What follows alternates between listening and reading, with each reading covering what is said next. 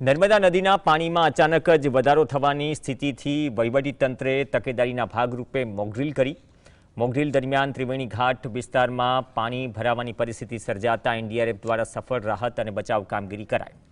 આ મોકડ્રીલમાં જેમાં 7 વ્યક્તિઓના જીવ બચાવાયા. અભ્યાસ એનડીઆરએફ વડોદરા, નર્મદા જિલ્લા આપત્તિ વ્યવસ્થાપન કેન્દ્ર દ્વારા સંયુક્તપણે યોજાયો હતો.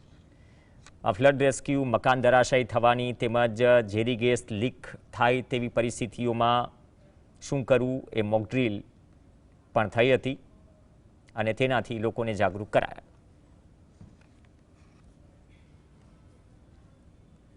इसमें हमारा एक सिनेरियो एफडब्ल्यूआर से संबंधित है। एफडब्ल्यूआर से अगर आप बात करें तो फ्लड वाटर रेस्क्यू ऑपरेशन इसका पूरा नाम है। उससे संबंधित हमने यहाँ पर एक कार्रवाई की है, जिसमें कि डूबते हुए लोगों को हम कैसे बचाते हैं वह बाकी लोगों को हमने प्रदर्शन करके दिखाया है।